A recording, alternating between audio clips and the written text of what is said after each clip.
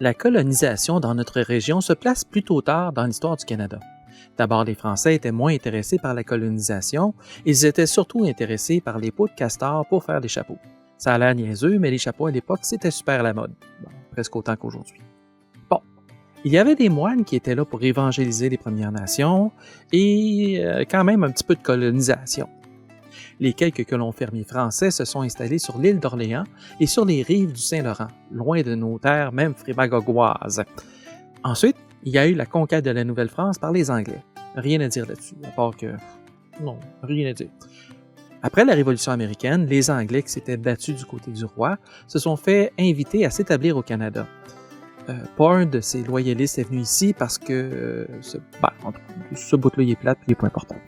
La deuxième vague, celle qui nous intéresse, a eu lieu à partir de 1792, quand le lieutenant-gouverneur du Canada annonça que les terres de la couronne dans la province du Bas-Canada pouvaient être acquises par des groupes d'associés qui en feraient la demande.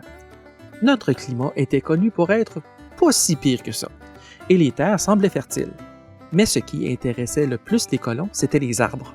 On avait des essences de bois dur nobles comme le chêne, l'érable, le frêne, idéal pour l'ébénisterie, la construction de maisons et les bâtons de hockey. Bon, c'est venu plus tard, ça.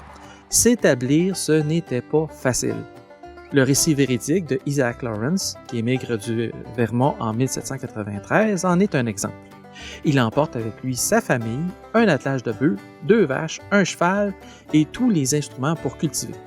Ajouter les biens du ménage, de la nourriture pour subsister pour 1 an et assez d'argent pour le voyage. Le voyage se passe en hiver. Sur le chemin, il n'y a pas beaucoup de maisons. Ils doivent camper dans des bois.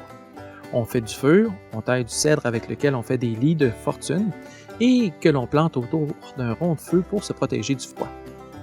Une fois arrivé sur place, tout est à faire. Après avoir construit un abri probablement en cèdre, on défriche et l'on coupe le bois. Donc, les premières choses que l'on produit et que l'on pourra vendre sont le bois et la potasse que l'on fait à partir des cendres du bois. Quand le printemps arrivera, on espère être prêt à planter pour faire pousser l'épicerie. Comme la seule chose que l'on peut faire pousser sur nos terres montagneuses, ce sont des roches, l'agriculture se tournera vers l'élevage de bovins et la production laitière. De ces loyalistes de deuxième vague, il reste encore quelques familles bien ancrées dans les campagnes, mais la plupart des familles ont quitté pour des régions plus anglophones du reste du Canada ou aux États-Unis. Les terres défrichées par ces familles de colons, les moulins qu'ils ont construits, les routes qu'ils ont aménagées, les communautés religieuses qu'ils ont fondées sont les fondations de notre Memphremagog. Quand j'ai un banc de neige à pelleter devant mon char, je pense à ces gens qui font du camping sur des lits de cèdre, puis j'ai moins le goût de chialer.